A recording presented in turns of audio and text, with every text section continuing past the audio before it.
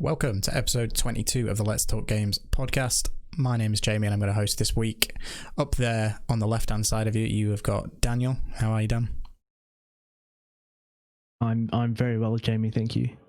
Good, I'm happy about it. And in the middle there, we've got the man in the middle, as he will be referred to from here on out. No other name, just the man in the middle.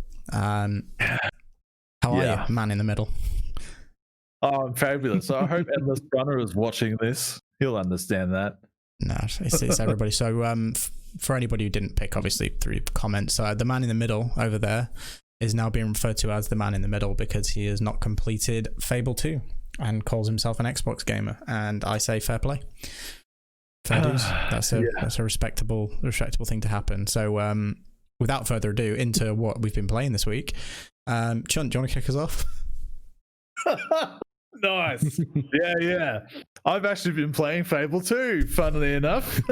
It appears I've been challenged to play it. And, the fact that I've lived on the Xbox platform since 2001 or 2002 doesn't mean shit to this one person. But, it's been good. I'm enjoying it. I got married, made a post about my dramatic evening. I found someone, got engaged, and they left me. Then I found someone else, got married, had sex once, and then had a kid. And now I'm off on my my quest for vengeance, and I'll never see them again. So that's shit's potent. Yeah, yep. And for those that actually know what a rock garden is in Animal Crossing, I now have one as of today. That's another achievement for myself. So that's what I've been playing. And Dan, what have you been up to and playing? So I've been trying to find games to go back to play, to finish, trying to do the PlayStation exclusives and trying not to just fall back into the same routine of playing 2K.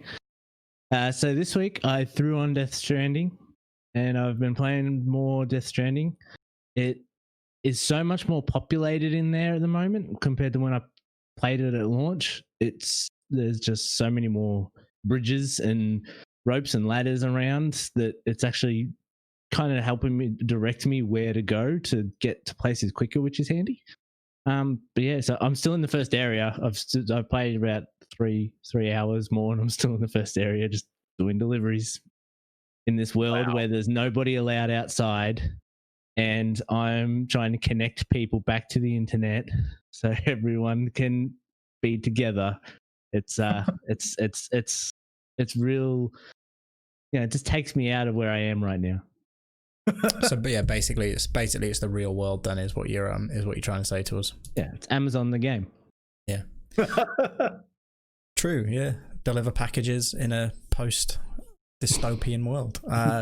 I finished Assassin's Creed Odyssey, the main campaign. Finally, I'd recommend highly anybody playing it. It's I think it's by far not only the best Assassin's Creed game, but one of the best open world RPGs of this whole generation. And that, coming from me, you'll know is saying something. Other than that, not really played too much else. I've been trying to figure out where to go next. It's likely probably going to be to Fable 3. I know I've mentioned that for the last few weeks. Once I'd finished Odyssey, that's where I was heading. So that'll be for the next week. So that's what we've been playing. And we managed to do it in 4 minutes. So not too bad. So a couple of news beats for this week before we move into the main topic, which is a conversation around our shopping list for the rest of 2020. First up, Dan, the PlayStation has got some new backwards compatibility news. I know this was news to you around an hour ago, but have you managed to delve into what that's about? Yeah, so I looked into the video that you got me to look up, and yes, so it sounds like there's been some leak. Like, what do you call it? A leak? Do you call it a rumor that's heaven? I'll speak. Most likely it's true. And basically it points out to the fact that pretty much all PlayStation 4 games will be backwards compatible on PlayStation 5, which awesome. I feel like there will be a difference between a game that is just backwards compatible and a game that is being enhanced through the backwards compatibility as well, through the boost stuff that Cerny talked about at his presentation. That's great. If there's the PlayStation 4 games are backwards compatible, once again, we don't know if that is just if you had the digital versions, it's digital, or the physical, how that will work, which we still need to find out. But if more games to play, because as we're going to talk about a little bit later, there's still games that I need to play and finish. Cool. Have you any thoughts on that, Chunt? Like how they're going to catch up with Xbox?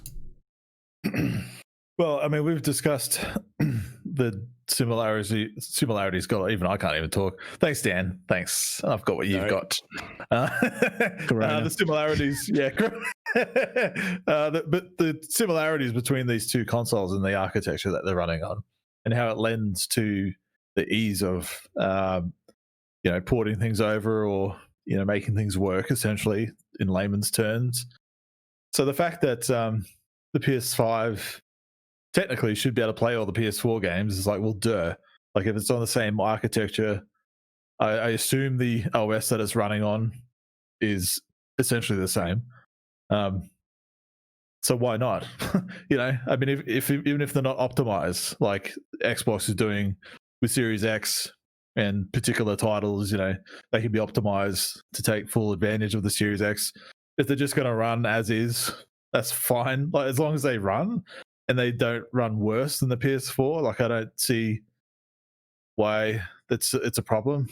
It's a no-brainer to me, but that's great. Like I'm not gonna. It's not my thing. It's not my platform. Whatever. But I hope that it's true for everybody else. It just makes sense, carry your whole PS4 library forward. Why not? Yay. makes some solid sense there, Chunt. I think it's a good thing. I think they should just announce it. If something like this has happened and there's been a leak, I don't know what they're saving it for. Just say, yeah, that's right, but we would like you to, know which games we've actually picked up and gone, these are certified as backwards compatible. It needs to happen. You're both exactly right. I mean, Xboxes, PlayStations, their PCs, the architecture is exactly the same. So why on earth wouldn't it run? That whole logic of if you play on PC and update your PC, your library still sits there and it's probably going to look better. Carry that forward to console, as I've been saying for a while. That's just what we need to get used to doing, like the PCification of console gaming. The second piece of news from this week that we wanted to just touch on was Chunt's favorite game, Animal Crossing, which again, you're welcome for the recommendation. Thanks, mate. Has surpassed every PS4 exclusive in terms of units sold. It is also the second highest selling Nintendo Switch game of all time, behind only Mario Kart, which is pretty incredible. So thoughts there, Chunt? Does it show how popular this little island hopping game has actually become? Yeah, actually, this is new. Like a lot of this, I'm going in raw, like we discussed before, which is fine. I like doing that. If that is how it is, that's what she said. That's great. I'm trying to get myself out of that one without sounding really bad, but look, I'm not surprised, to be honest. Really not, considering the circumstances we're all in. And I've gone on record saying I used to scoff at this game. The whole idea of it. I was like, no, I'm never going to play that. It's bullshit. This stupid kind of gardening game. And then here we are 5 months later, and I'm like, yes, I manipulated the game so I can have rocks spawning in one particular location, so they're all together in a row of 6. I'm so into this game. And I'm in a group, like an Aussie group on Facebook about it, and like getting tips and tricks. And look, it's got me by the balls. I thought I would have walked away by now, and it's still there. So if there's more people like me out there who are new people to this game, I assume they're going to be just as hooked. My brother's wife actually just picked up the limited edition Animal Crossing console because she's just hooked on this now as well. And she's not really a gamer, but this one just grabbed her. So if these two stories are going to be multiplying by millions, I'm not surprised that it's selling so well. But it's great. Like, I'm not saying that I'm a loyalist to this franchise and I'll pick up the next one. probably not. Like, I don't think I can sacrifice this much time of my life again. You know, but it's great news. Yep. And Dan, how do you think that the whole news cycle is obviously playing into the whole PlayStation thing, and it outselling all the PS4 exclusives? How do you think that kind of shows the gulf of just what Nintendo are capable of?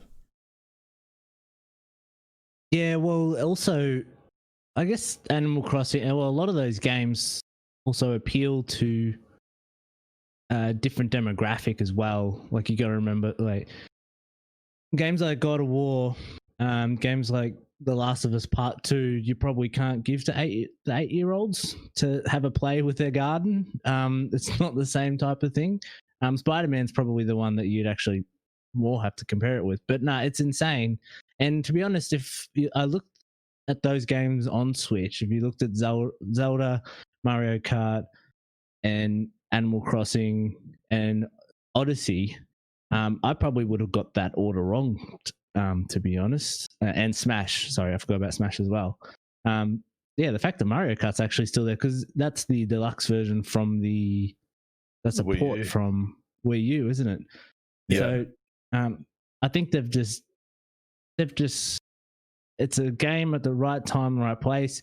It gives me this sort of feeling of when games like when Monster Hunter came out, and it just was able to reach so many more people based on what it was previously, and then they release it on consoles and just so many more people get to play it. And with the Switch being in so many households now and never having played an Animal Crossing game before, and everyone's stuck at home, and here's this game where it doesn't matter your capabilities of playing games, this will guide you through and you just do whatever you want to do. It's a perfect game for this year specifically. It's huge. Good on. Yeah, you took my point there a little bit. I was going to touch on the thing for me is the fact that it's now outsold both Zelda and Mario, which if you think of Nintendo Switch games, you probably go, yeah, Odyssey and Breath of the Wild. I mean, Breath of the Wild launched with the console, so all of those initial console purchases, 3/4 of them picked up a copy of Breath of the Wild, and this has just blown past it like in a swift breeze. So happy for it. I played it, but not to the degree Chunt did.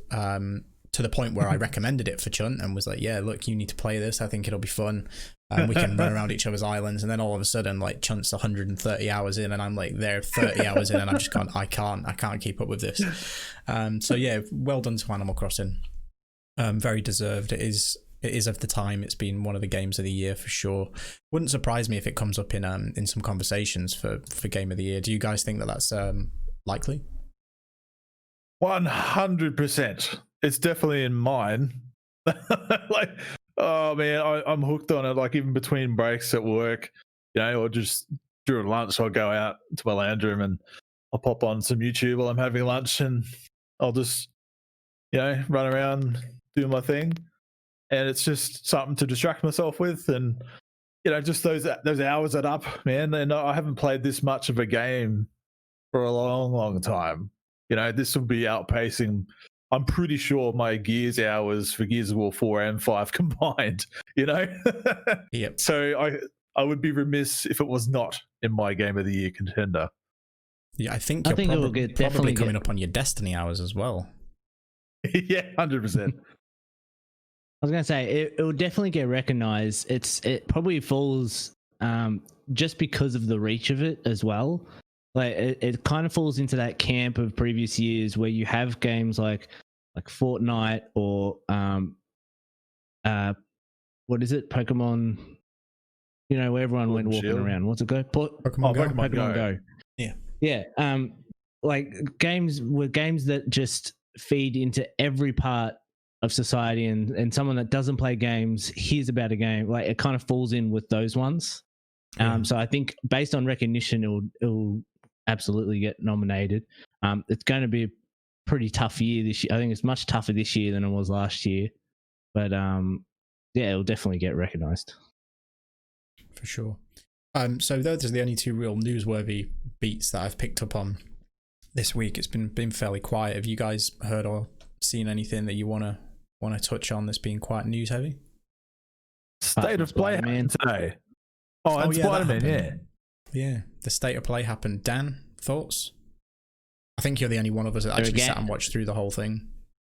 I watched it. Now, there are games, there are things that are like, hey, if you're waiting for other stuff to come out in this time, like here's some other stuff that's coming. It's small. There's a couple of games where I'm like, that looks interesting, that looks nice. But as I said in our conversation, I was like, I don't even think we really need to talk about it. There's nothing really to go on about.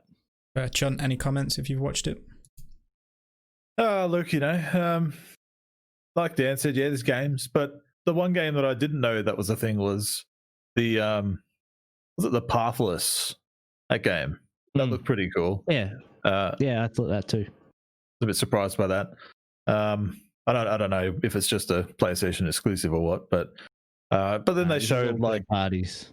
All third parties. Oh, sweet. So yeah, they showed Temtem, like we just mentioned that before, which is like, the not Pokemon game that was on Steam and PC a while back. So it's coming out to Series X and PS5, I believe, in 2021 sometime. And then there was some more Godfall gameplay. Like I think they really need to just start showing more on what that game is. Like the stuff that they showed today was just more of what they've already shown. Like yeah, we've seen some other weapons, cool, but I still don't know what the game is. Like I still don't know what the world is. I still don't know what the progression is. I still don't know, what the end game is. Like, what is the reason to be playing this besides, okay, the armor looks cool and the world looks, cool. Otherwise I don't know. But I'm still intrigued. So it has me there. There was another game I can't remember the name of, which doesn't help the conversation, but it kind of went, ooh, that looked interesting. And I wish it's on the tip of my tongue. And while Dan was talking, I remember what the name was. And now that I'm talking, I can't remember it. So it mustn't be that important. But yeah, anyway, look, it is what it is. Bug Snacks is a thing still. Cool. Whatever it's called. Oh my God. Why is that on PS5? That should be a PS4 game. It'll have its 5 minutes of fame, I'm sure. Yeah. No, I was a bit the same, to be honest. I didn't watch the whole show. I literally went after the fact and picked through the trailers that I wanted to watch. I did watch the Godfall thing. I think it did a good job of explaining the gameplay now. I feel like I know what the gameplay loop is. And the story overview makes some sense now. But like you said, it's that whole what's the progression look like. We know that there's the weapon classes. The weapon classes are very, very similar to Monster Hunter, which is a good thing. I think from what I'd seen, kind of, the great sword is my go-to weapon in Monster Hunter, so I'll probably pick that up first if it feels anything like. They did say they're going to delve into those classes, in the coming weeks and months. So hopefully, Chump, we do get to find out more soon, because like you, I'm in for that. Like if the world looks cool, if the gameplay's decent and the character progression's good, then I'll give it a go. But I'm sure we'll learn more as we go. Well, topic of the week then, boys, is shopping lists. We've been trying to get to this topic of shopping lists for the last, I think, month, and we've been able to make it there now. Chunt, we are in August. September, October, November, and December exist. There are games which we know are coming. Which one of them are you buying? Well, I'm just looking at my current list. I'll be scratching Avengers off. I'll just say that. But I'm not supporting that shit. Like, if we're going to touch on that just briefly, it was on my list, and now it's not because that bullshit exclusive DLC crap with Spider-Man.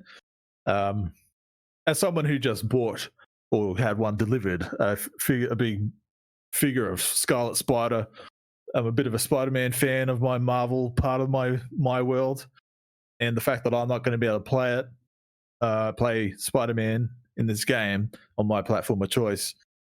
I'm not doing that shit. And the whole argument about Sony's got the full rights to the character, which is nonsense. It's just the movies. They don't own that. They don't own the rights to the video games and all that kind of stuff for Spider-Man. But obviously, there's a Sony deal in that. I'm pretty sure Dan might divulge in that later a bit. He probably knows more about it than I do. But all I know is I'm not supporting that crap, so we're scratching that off. So that's September done. And the other game that comes out in September for me is Cyberpunk. And when's Valhalla out? Is that September as well? It's like 2 days before it, isn't it? No, they both got moved to November. November. Oh, okay. So my shopping list here is out of date. Good job you're not buying groceries. Yeah. Cyberpunk is November 19th and Valhalla is November 17th. Right on. Cool. Well, I guess my September is free. November's going to be busy. I will say, though, I'm just going to skip ahead if we're going to talk about November. November, I'm going to wait for Cyberpunk to get its Series X patch before I play it. That's going to be my excuse so I can have my time with Assassin's Creed Valhalla. And that's how I'm going to work it. Because I will be damned if I am going to overlap games. Oh, wait, when's Battletoads out? That's this month, August. Yep. Well, that's something for me to play in August. And then whenever Halo Infinite is out, if it comes out. And yeah, that's my list. Haven't made short work of that. Dan, what about you? All right. I'll try and go in order of the months. So I think the first of these to come out will be the Mafia Definitive Edition. I'm actually quite nervous about that game. I've been watching like the trailers and stuff they've been releasing for it, and they're saying the right things. But when I watch the gameplay in that, I feel like there's parts where the game can fall down. But I'm still going to get it because I love that series and I want them to make another one. So I'm going to put my money where my mouth is and buy it and show them that I want these single player games. The next one I hope is out before PlayStation 5 time period is Disco Elysium going to the consoles because ever since last year I've been wanting to play that game and I'm too lazy to play it on a PC. So I hope that comes to the console very, very soon. I want to play as a communist with a beard because apparently that's important in this game. And then the final ones, these are all going to be PlayStation 5 centric, which will be the 3 games, which I think I've settled on now after our discussion we had this week, which everyone will see next week. We'll be playing NBA 2K at launch. I'll be playing Spider-Man Miles Morales, and I will be playing Cyberpunk. Those are the 3 games, and then anything else can wait until next year. Easy. Short work of your shopping list as well. I thought this was going to be a hell of a conversation. And you both got through them in quick, rapid fire time. My shopping list, right? August. I'll play Battletoads when it comes out, but it's on Game Pass, so I don't think it quite counts as shopping. It's just there. You got to find your way through that store. Yeah, it's going to be so difficult to just click. I think I've already got it pre-installed actually on PC, so yeah it'll just appear. September, Avengers. I'm still sold on it. I'm not going to back off. It's my type of game, and play the beta, see how that goes.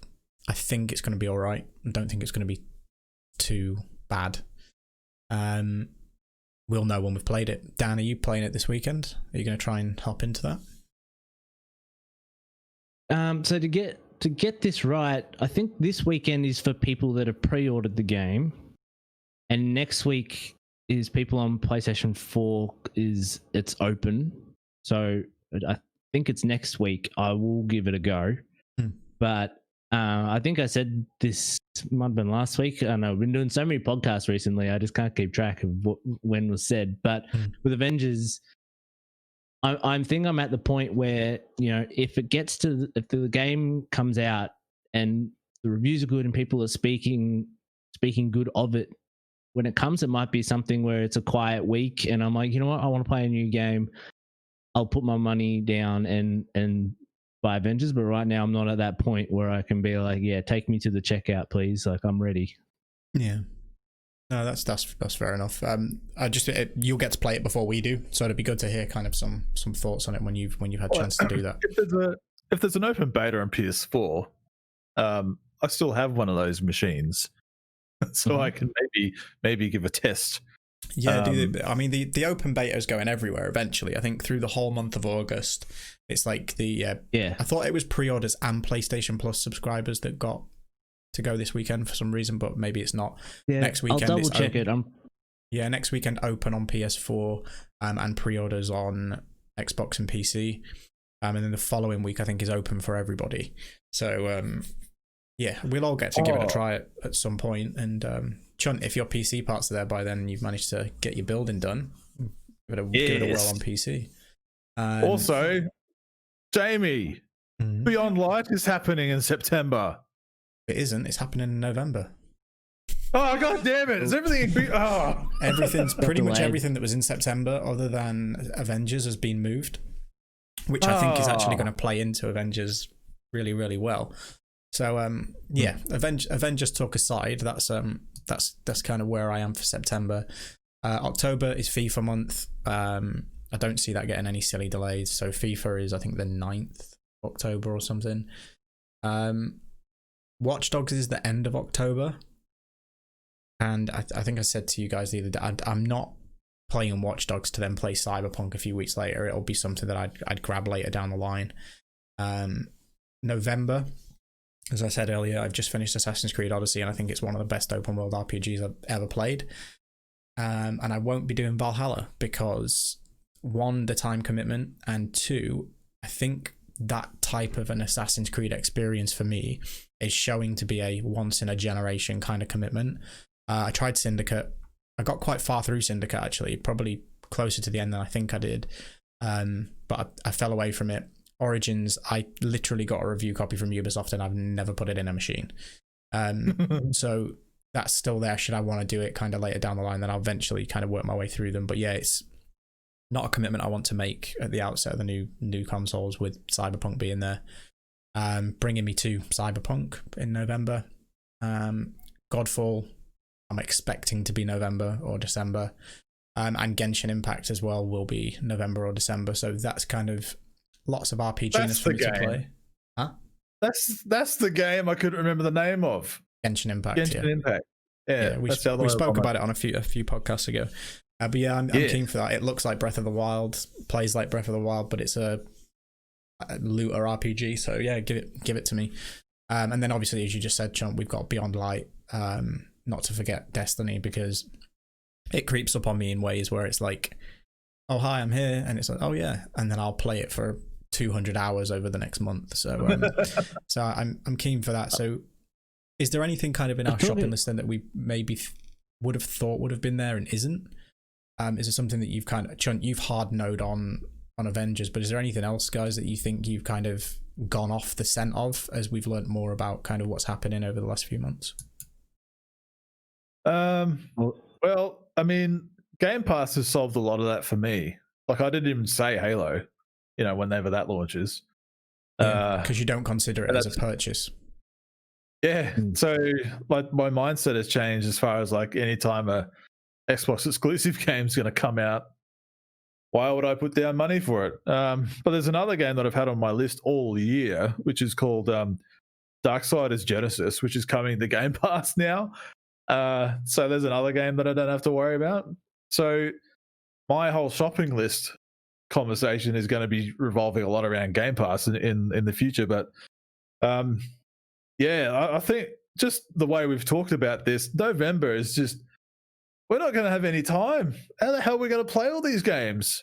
That's kind of why I'm even looking more to going, all right, Cyberpunk, you come back to me when you have the Series X patch ready to go. Like, I've already paid for the disc because I pre-ordered the physical copy because it comes all this shit that I'm a sucker. I wanted it.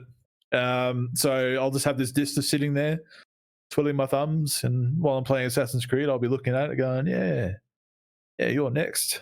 Soon maybe. Yeah. I don't know, have they talked about that? Sorry? Have they talked about when the Series X patch is coming out? Not yet, but I'm expecting that it's probably going to be day and date. I think that there's a reason, like we were saying on our Cyberpunk Downloading Soon podcast, which will be out next Wednesday. Yes. from when you're watching Wednesday coming. The Wednesday coming. We spoke about that kind of, the Series X. I think it's day and date. I think there's a reason that Cyberpunk's been moved to where it's been moved to. And yes, it's to give them more time to develop, but I think it's in Xbox's favor, and I think that patch will be ready significantly sooner than the PlayStation 5 one. But yeah, I agree with you. I want to play the best version of it, best looking version of it that I possibly can.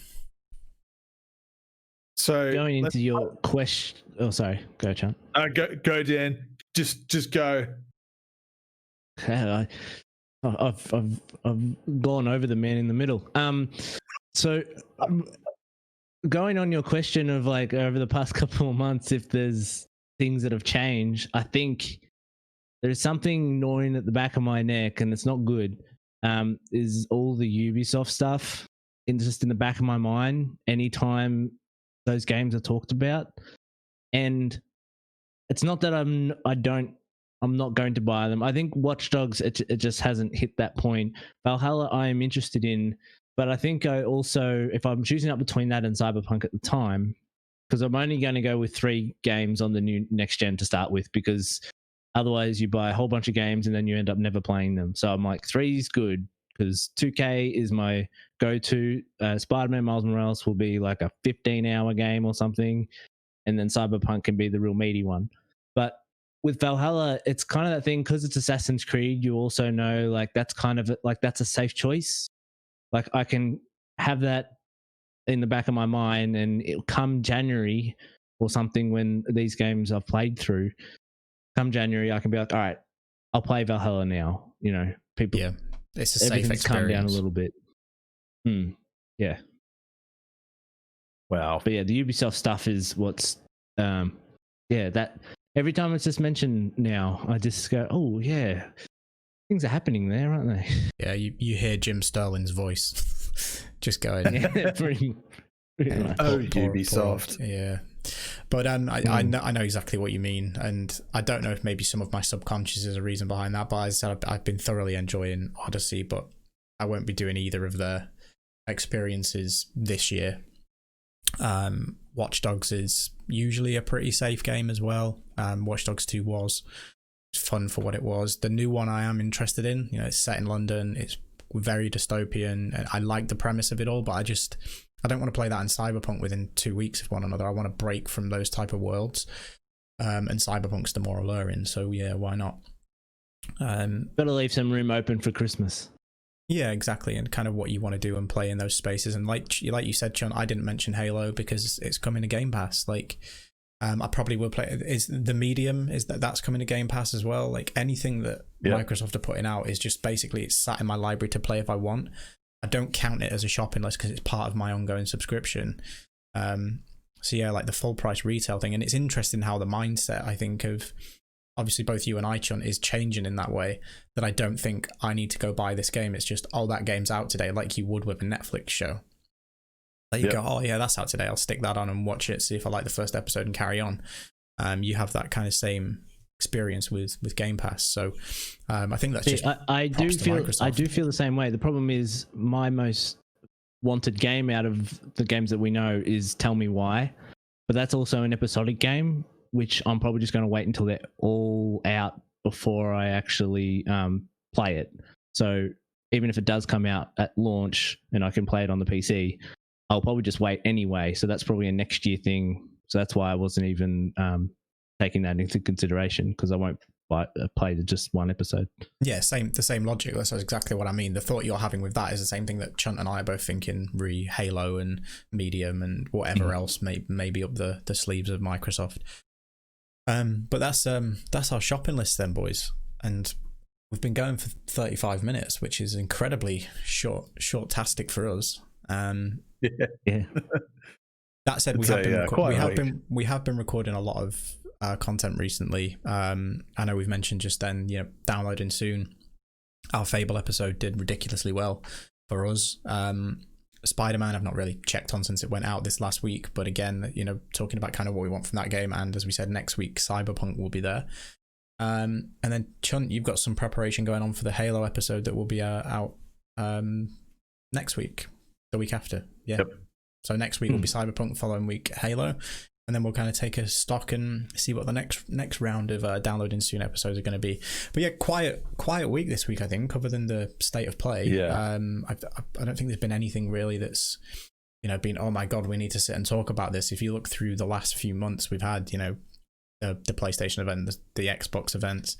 You know, in there we had Ubisoft Forward. There's been a lot going on, but it's been nice to kind of just take stock and go, I don't need to catch up on a bunch of games news this week. Just kind of enjoy the conversation.